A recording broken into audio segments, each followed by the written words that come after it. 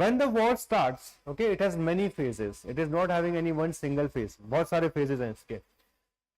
So if we talk about the early phase, Germany during this time started one specific policy known as Blitzkrieg. Blitzkrieg means lightning war, कि जब तक वो लोग सोचेंगे उससे पहले हम उनको खत्म करके आ जाएंगे. This is something that they were trying. So Poland, it was defeated in how much time? 2 हफ्ते. 2 हफ्ते में, है ना? And Russia is not able to do that in Ukraine for 2 years. 2 weeks. It was divided between Germany and Soviet Union. अगला number Norway. Okay, Norway, it was occupied by Germany. Why? Because it ensured iron ore from Sweden and it secured naval and air bases for attacks on Britain. Okay, so उसका strategic था. May June. Okay, this is the major phase of Blitzkrieg. He invaded Netherlands, Luxembourg, Belgium and France. एक साथ सबको, the western, all the western ones, all defeated in 6 weeks. 6 हफ्ते के अंदर all of them they were defeated. Okay, this was the time when eventually what you know why they were able to do so, because when you expect other militaries or armies to come into your area, you expect कि भाई एक दिन में इतना ही travel कर पाएंगे, कि है ना, along with the tanks they can come up to suppose 200 or 500 kilometers in one whole day. But इतनी बड़ी आर्मी को 500 किलोमीटर तो लेके आना बहुत मुश्किल है. You can go up to 70 or 100 kilometers. A new pill was created by the German scientists, which can keep the German soldiers in good senses for 2 days. 2 दिन तक बिना सोए जा सकते थे वो. पिल आते ना मॉड अलर्ट, कि जिससे नींद ही नहीं आती. That is what they were doing. That is how they came out with this Blitzkrieg. That when the army जो उसको सोने का मन ही नहीं करता, चलते जा रहे हैं regularly. These are the kinds of drugs which were created in order to give them an unfair advantage, and this unfair advantage was going to have a major impact. Okay, so British and Allied troops, around 2 lakh British and 1 lakh 40 French, they were eventually evacuated from an area known as Dunkirk. Dunkirk is a very important turning point in the Second World War. Had these many soldiers been killed in Dunkirk, it would have been very difficult for the Britain to fight against them, because during this time USA and USSR, they had not become part of the war. अभी तक part बने नहीं थे. It was just a European war. It was just a Western European to be precise. अभी तक पूरा east की तरफ आया भी नहीं था. रशिया की तरफ war 1941 में start होगा in June. So in the initial phase, Germany was completely in control. In fact, it is often said that had he not making the mistake, he should have defeated Britain first and then only he should have invaded Russia. But what he did, when the Britain was not defeated, because Britain is an island, naturally all of us know that. Okay, and if you want to control an island, you should be very strong in navy. So what was the importance of this Dunkirk evacuation? It formed the nucleus of the Free French Army under General de Gaulle, and it was crucial for Britain to regroup. Okay, Italy had already joined Germany in June 1940. Japan joined around this time. Then comes one of the most famous battle known as the Battle of Britain. This Battle of Britain you should remember. Why? This was an aerial battle. Okay, so when the various kinds of planes they went into Britain, bombing was done.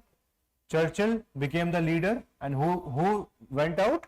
Chamberlain. Chamberlain, he was no more considered as a prominent leader who can fight a war, and he refused to compromise with Germany. This Battle of Britain is one of the most important battles. Why?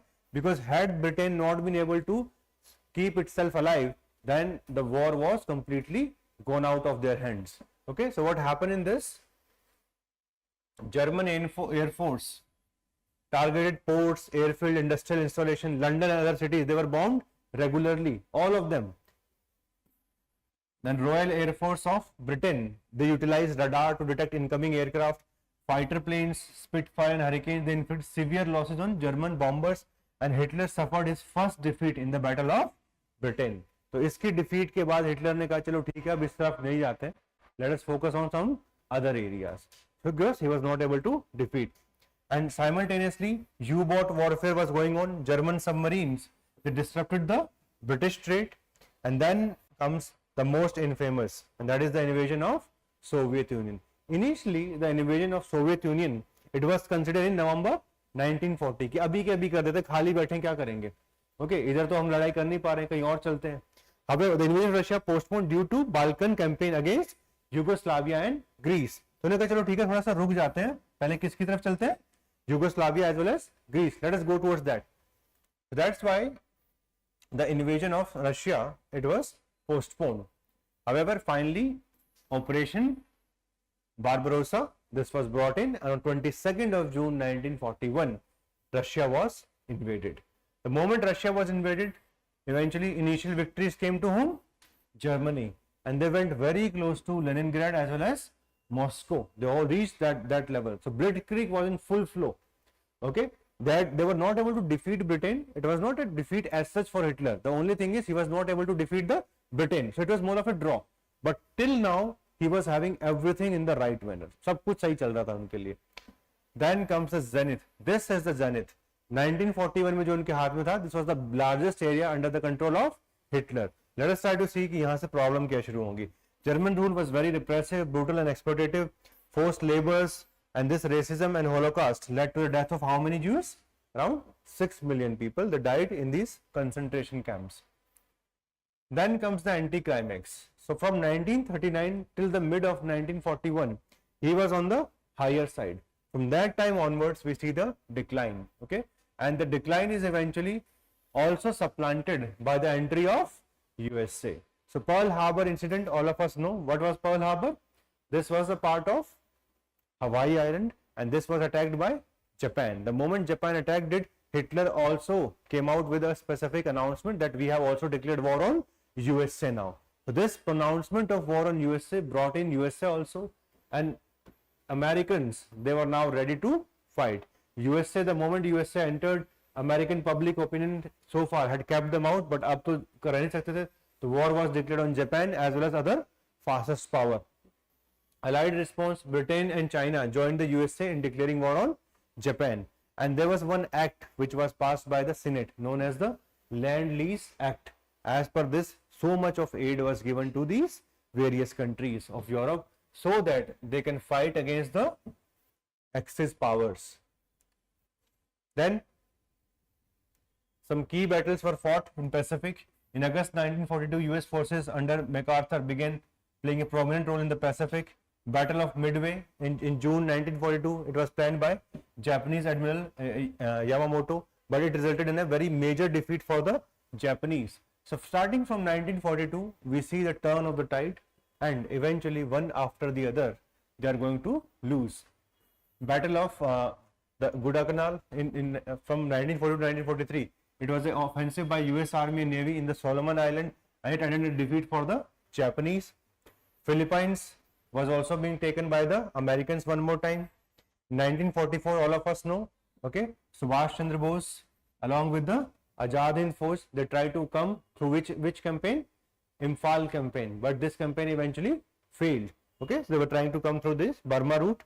Malay and Singapore was taken over by the Allied after pushing out the Japanese forces. So one after the other, the Japanese territories were going out which they had conquered. But if we see the whole Second World War, one battle stands out. This is the Battle of Stalingrad. Okay, and this is something which you need to remember. Why? Because this is a city. Initially, the Soviet Russia was successful, but failed to reach. The Germans failed to reach Moscow. Stalingrad was a large industrial city, producing armament, tractors, etc. And if the Germans could have controlled its oil field, that could have been utilized again for their war efforts. It was having very symbolic value because the city is associated with Soviet leader Joseph Stalin. Okay, so naturally, the Germans, they were on the offensive. However, despite clear signs of failure, Hitler refused a strategic withdrawal, and this feared withdrawal would damage the Nazi prestige. उनको लगा कि यार अब वापस चले गए तो हमारी इज्जत चली जाएगी. Okay, and they did not withdraw, and there were large consequences for the German army. Just like Napoleon got defeated in the Russia. Similarly, we see the Hitler also got defeated by the Russians. So condemned to cold, starvation and death, Soviet army motivated by nationalism fought relentlessly. Counter-offensive was also started from this time onwards, and then the Soviets. In fact, if somebody asks you who is the country which was responsible for the defeat of the Germany, it was the Soviets. It was Soviets who fought hard. Okay, and once the winter set in, Soviets were accustomed to this. Okay, but the Germans were not accustomed to such level of cold. And this was a turning point in the whole of the Second World War. And thereafter, as all of us understand, the Red Army now went all the way up to Berlin and the eventual defeat of Nazi. And later on, as we know, we see the suicide being committed by the Führer Hitler. Casualties were very high from Russia. In fact, maximum from any country. 20 million people died, 13 million soldiers, 7 million civilians. Overall, अगर हम इसके देखें impact, तो roughly 60 million people died in the Second World War. Then there were some other specific fights, like how Mussolini was defeated. First, there was Allied victory at El Alamein, and as a result of this, they were able to capture the Northern Africa. Then Allied invaded Sicily. After Sicily, Mussolini, he was dismissed by the king Victor Emmanuel III. उन्होंने उसको dismiss कर दिया था. ठीक है? He was put under house arrest also. Then Italy surrendered eventually by 1943. Allied also, the Casablanca conference, they said that what is going to happen in the future, we are going to see. Because France was the only country which was having the maximum garrison from the Germans. So इसको करने से पहले उनको बहुत ज़्यादा सोचना था. So then came the most famous battle, and that eventually will start from the 6th of June 1944. This is also known as Second Front. The one front was already opened, but the second front, okay, which was to be opened from Spain. Spain is having boundary with France. So naturally, अगर France को already लेना है from the Germans back, you need a second front, and that was to be done from Spain. So naturally, on 6th of June 1644, Allied forces under General Eisenhower, they invaded Normandy in France, and this campaign was very important. German forces were cleared from Normandy. Then comes the bombing of Dresden. Now Dresden, it's a territory of Germany, where large number of people were bombed, and this bombing led to death of so many civilians. Okay, symbolized the terror bombing. 6 lakh German citizens died during this period. Continued resistance was there by the army, and by 1945 there was fall of Berlin, and by that time we see the decline of Germans. So by 1945, Germans, they were ready to give up, but one nation was still not ready to give up, and that was Japanese. And as all of us know, Oppenheimer, the project was going on, the Manhattan Project, and when that was done, there was change of guard. Okay, Frank Roosevelt has died, and now who had become the president? Truman, Harry S. Truman. He had become the, and then on 6th of August and 9th of August, Hiroshima and Nagasaki, both of them, they were bombed. And the moment they were bombed, Japanese also surrendered, and it was having a very high human cost. And in the long run, even up till today, the population has been affected by multiple level of diseases. As all of us understand, the radioactive waves, they lead to complete decay of our body. Peacemaking, if we talk about, just like we had Treaty of Versailles after First World War, Second World War could not have some specific peace treaties. However, Atlantic Charter, it came in 1940s, okay, which talk early 1940s, which talks about that what principles will be followed. Here, no territorial changes without the consent of people concerned, right of the people to choose the form of their government, all states to enjoy on equal terms, and freedom to travel across the sea without hindrance. So all such principles were set, and then some conditions were also set for that purpose, okay, and drafting responsibilities were done for various countries. And later on, if we talk about the peace treaties or the conferences, 2-3 conferences are vital for us: Yalta Conference and Potsdam Conference. These two conferences try to come out with the what kind of world do we want in the future.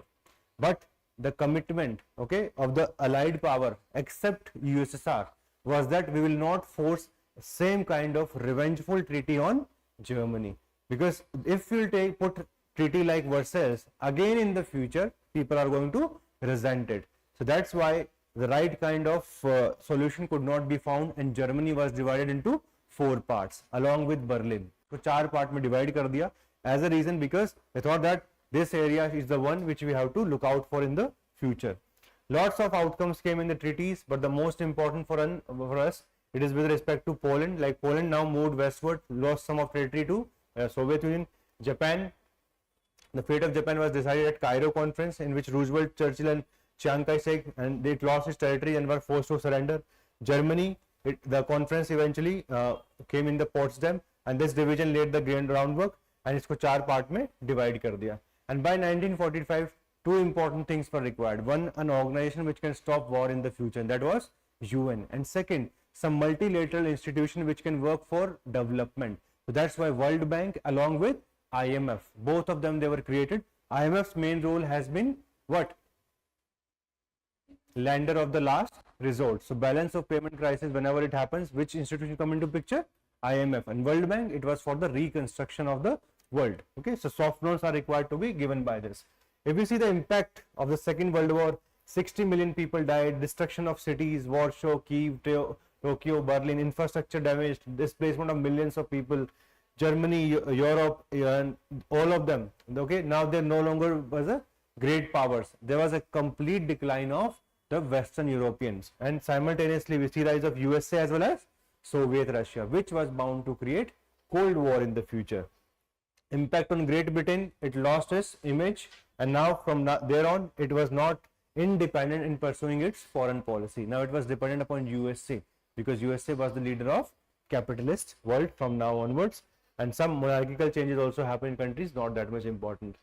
Global unity was very clear. We want anti-fascism, democratic empowerment should be there, welfare state model became very famous, advancement of women's right as well as the colonial transformation. So many countries like India, Sri Lanka, many countries like us, we got independence in the quick after the Second World War. So from 1945 till the 1916, majorities of the countries of the world, they became independent, including from Asia as well as Africa. That's why we have to remember that decolonization became a major theme after the 1945. Indonesia, Indochina, Suez Canal crisis, Vietnam War, all of this eventually happened afterward. During the same time, okay, we were also having one more famous revolution. This is the Chinese Revolution. So let us have a quick go at Chinese Revolution.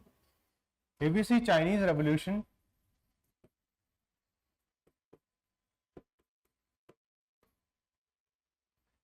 this Chinese Revolution is roughly a contest which happens between the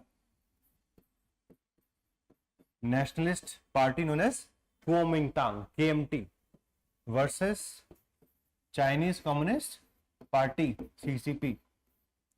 Okay, initially, as all of us understand, China was under the control of many countries, imperialist countries. It was cut like a melon. It was having spheres of influences. By 1911, we see the downfall of Manchu dynasty. Manchu dynasty falls in 1911, and then a government was set up. Dr. Sun Yat-sen became a very prominent person, and this Sun Yat-sen, he was the founder of Kuomintang, KMT. This Kuomintang initially worked very well. From 1911 till 1925, there was no major difference between KMT and CCP. Chinese Communist Party was led by Mao Zedong, and it was formed in 1921. So till Sun Yat-sen was alive, कोई ऐसा difference नहीं था between KMT and CCP. Both of them, they were having common goals that China should be independent, China should focus on nationalism, China should have land reforms, and there should be democracy in the country. These were the things which were the common for both of them. So they were able to work with each other. However, in 1925, Dr. Sun Yat-sen dies, and KMT's command, okay, it went towards Dr. Chiang Kai-shek. Dr. Chiang Kai-shek, he was completely against the communists. He did not like the communists. As a result, from 1927 onwards, he started a movement to completely kill off the communists. This started a civil war. What is the meaning of civil war? When there is fighting within the country. This was a civil war. The civil war starts from 1927 and continues all the way up to 1936. This is the first phase of civil war. In between, they stopped. Why? Because they had to fight against Japan. And then they resumed it from 1945 and continued till 1949. In 1949, the communists under Mao were able to win, and Chiang Kai-shek, he ran away to the island of Taiwan. All of you must have heard this term in international relation, one China policy. So what is this one China policy? It means China is one nation, but it is having two government. Okay, so that is the policy. That's why India does not even have diplomatic level. Diplomatic level पे या फिर हम वहाँ पे अपनी embassy भी नहीं बनाते. Why? Because Taiwan as well as the Republic China, both of them, they're considered as one China. So Taiwan, it was established under Chiang Kai-shek. So this is known as Chinese Revolution, the victory of Chinese Communist Party against Kuomintang. Kuomintang was even having the support of USA. Why? Because CCP, as all of us understand, it is a communist party, and communist party was never going to be supported by a capitalist country. So this is the context of Chinese Revolution. Now let us try to understand it. So since China was under the control of many European powers, they had erupted one after the other. Like one of the most famous war is Opium War. What is this Opium War all about? Many of the British traders, they used to bring in opium to the Chinese, उनको बेचते थे. The reason was that they were having a very wide trade deficit. But since the Chinese, they went against him, eventually they had to cede Hong Kong to Britain, open Chinese port to trade and imposed an indemnity. तो Hong Kong इनके पास तब से अभी तक 1997 तक रहा. And 1997 eventually Hong Kong was given by Britain to China. But अब China उसको पूरा integrate करने में लगा हुआ है. So you must be reading in the newspapers कि time and again एक नया law लेके आ गए, etc. All those. Taiping Rebellion, it was triggered by oppressive political and economic systems. Peasant uprising turned against the revolutionary under Hung Su Chuan, and under social reforms, equality and land distribution. And this was aided, the government along with Britain and France crushed this after 14 years. So these were the various wars: Opium Wars, Taipei Rebellion, Boxer Rebellion of 1900. ये हमें syllabus में ऐसे पढ़ने नहीं होते, but you should know that since China was under the control of many of these government or European powers, so time and again people were going against them. Like Chinese were against foreigners as well as the Christians. However, they were again defeated, and finally comes the revolution of 1911, in which the Manchu dynasty was overthrown. And once the dynasty was overthrown, this led to the rise of Dr. Sun Yat-sen. Dr. Sun Yat-sen is going to rise, and this is eventually going to lead us to a specific event from 1925 onward, when the fight will be between Mao versus Chiang Kai-shek. And we have to understand this now.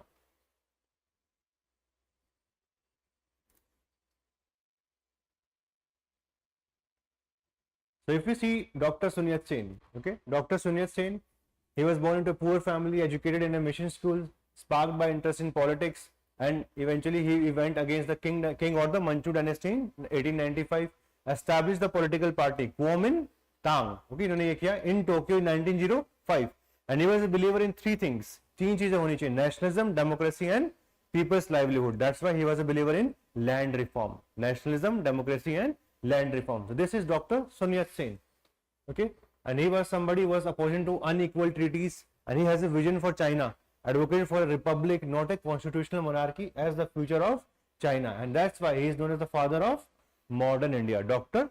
Sun Yat-sen. And Dr. Sun Yat-sen was not that much against communists. He was able to work with Mao for roughly 4 to 5 years. Then comes the Communist Party of India, the Communist Party of China. Communist Party of China was eventually growing. Why it was growing? The Russian Revolution started in which year? 1917. The moment it happens, Russia was ready to export the communist policy to the rest of the world. In fact, if you know, the Communist Party of India was also formed in Tashkent around 1920, and it was merged in 1925 with the Communist Party of India here itself, in India itself. Okay, so China growing industrial working class fueled labor unrest, and that's why the Communist Party of China was founded in 1921. And a young Mao Zedong was among the early members. He was not the founder as such, he was a member of it. And the Kuomintang and an uneasy alliance. Dr. Sun Yat-sen, leader of Kuomintang, sought to unite China. Facing a weak position, he formed an alliance with the CPC in 1923, Chinese Communist Party. The USSR sent advisory like Michael Borodin to help reorganize the Kuomintang, a joint military academy was established to train revolutionaries, and Chiang Kai-shek led the military academy with Zhou Enlai handling political activities. So later on, Zhou Enlai as well as the Mao, they will come to the same side, and Dr. Sun Yat-sen and Chiang Kai-shek will become the major leaders of the Kuomintang. But the problem was, as I've already told you, the moment CPC and your Kuomintang, they were having a fight amongst themselves, this was going to have a big problem. So Kuomintang and Chiang Kai-shek, led by him, he represented the interest of landlords and capitalists. So he was in favor of that. However, Mao, he was in favor of peasants. That's why there was always a tussle between them with respect to ideology, and their government policies were always failing. Okay. So Communist Party led by Mao Zedong and Zhou Enlai advocated for communist policies. Early they were able to work together, but after Sun Yat-sen's death, the Kuomintang adopted communist organization structure but not policies. The communists gained influence among workers and peasants, and this is how eventually we were able to see a civil war among themselves. Chiang Kai-shek launched the Northern Expedition to unify China. Communists played a key role in early success. In Shanghai, Chiang purged communists from the Kuomintang. He said कि सारे communists को खत्म करना है मैंने. ठीक है? From 1927 onwards, he started this movement, which led to large number of massacre, and that's why Chiang established a central government in 1920, but faced accusation of corruption and the gangatism. Mao even recognized the communist weakness in cities and focused on mobilizing the peasantry. In fact, there is a very important event which is known as Long March. In 1934, the communists were surrounded by the Kuomintang from all sides, and there was a requirement to eventually run. And when that was required, they went to the northern provinces of China, and this is known as Long March. This Long March of roughly 6,000 miles. Okay, the Long March began in 1934 with around 1 lakh communist troops. They faced constant harassment from Kuomintang, warlords, and hostile tribes, and only 20,000 reached the Shaanxi province in 1935 after covering 6,000 miles. This completely changed the character of Communist Party. Why? Because now people became affected to it. They became very emotionally connected to this. That this person is very much ready. Wherever he went, he created worker and peasant council. So he was now introducing the reforms in each and every local area on the basis of communist ideology. In between, as I've already told you, the Japanese aggression increased, and that's why he saw Chiang Kai-shek as a necessary ally against the Japanese threat. And the Chiang Kai-shek forces suffered heavy losses in the fight against Japanese, while the Mao's forces were able to win in the specific pockets. And then later on, the civil war from 1936 till 1945 was stopped. In 45 it again started. The Japan surrendered, a civil war erupted against them. US initially aided the nationalists, but their weaknesses were exposed, and communist forces gained momentum, capturing cities and forcing Chiang Kai-shek to flee to Taiwan. So from 1949 onward, 1st October 1949, this is the China Day, on which eventually the Republic of China was created, and from this time onward till today, this has been one of the most important country. All of us know, economic wise also, it's larger than us. Hi, a very good evening to all of you. I'm Vikas Ahlawat. I'm a former civil servant. I was able to crack UPSC twice. In fact, in 2018, I was able to get highest marks in history optional, and they were around 324.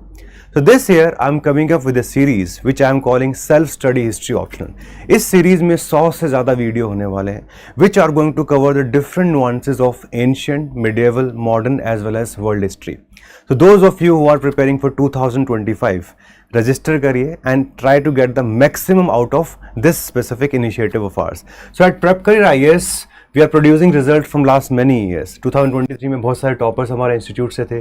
2022, 21 हर साल बहुत अच्छे toppers यहाँ से निकले हैं, and they have been able to get very good marks in history optional. So those of you who are thinking कि यार start करके कितना कर पाएंगे कितना नहीं कर पाएंगे, we already have achievements with us. I was able to achieve, my students are achieving, and you can be the next. In sessions में क्या होने वाला है? Number 1, will be focusing on foundation of basic concepts, starting from what is history, what is historical period, what is proto history, what is pre history, basic level. Okay. Second, alignment with UPSC syllabus. जितना भी history optional का syllabus है वो 51 parts में divided है. So we are going to align each and every concept with the syllabus itself. Number 3, we are going to focus on answer writing. All of you know कि जो mains है वो objective नहीं होता है, वो सब्जेक्टिव लेवल पे होता है, और आप सब लोगों को आंसर राइटिंग सीखना शुरू करना पड़ेगा, है ना. We do not have too much of time, तो स्टार्टिंग से ही आंसर राइटिंग शुरू करेंगे. And number 4, the overall package is very holistic in nature. तो अगर आप इसको अच्छे से कर लेते हैं तो जो basic level foundation history optional की वो कंप्लीट हो जाएगी। You are going to get many important things along with this. Okay, 100+ session है, चारों पार्ट कवर होंगे। Theme wise segregated diagram, flow chart, जितने भी इंपॉर्टेंट एनसीईआरटीज हैं, देखो अगर हम सारी एनसीईआरटीज को कंबाइन कर दें ancient, medieval, modern world of various boards of India, तो 25 से 26 एनसीईआरटी निकल के आती हैं। उन सबको हमने कोहेरेंट फॉर्म में डिज़ाइन किया है so that you can learn the best from that. Okay, because देखो हिस्ट्री में रिसर्चेस चलती रहती हैं। अभी तमिलनाडु की जो एनसीईआरटीज हैं they are more important in comparison to the recent history than the previous history, जो कि आर एस शर्मा वगैरह, सतीश चंद्रा या फिर बिपिन चंद्रा ने लिखी हैं। That's why we are covering all the NCERTs and that's why 100+ sessions हो जा रहे हैं टोटल मिला के। देन 30+ वैल्यू एडेड आपको डॉक्यूमेंट मिलने वाले हैं, डेडिकेटेड आंसर राइटिंग सेशन मिलेंगे, जूम सेशंस भी करेंगे बाद में, ताकि आप लोगों की जितनी भी डाउट्स हों with respect to learning they could be solved. Overall जो है आपको क्लास की पीपीटीज मिलेंगी, कंसेप्ट लिस्ट मिलेगा, पीवाईक्यूज, जितने भी पीवाईक्यूज हैं उनको अच्छे से हमने डिज़ाइन कर दिया ताकि आप सब उनको अच्छे से पढ़ सकें।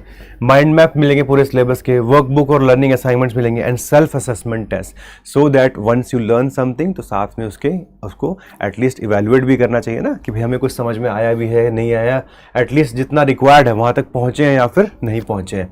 तो आपको करना क्या है, what we need to do that, सबसे पहले आप रजिस्टर कर लीजिए। ठीक है, आपको एक स्पेसिफिक गूगल शीट मिलेगा, उसमें आप रजिस्टर कर लीजिए। Then as all of us understand हर किसी के पास लिमिटेड स्लॉट्स हैं, तो आपको एक स्पेसिफिक कॉल आएगा and that is something which we are calling at screening process.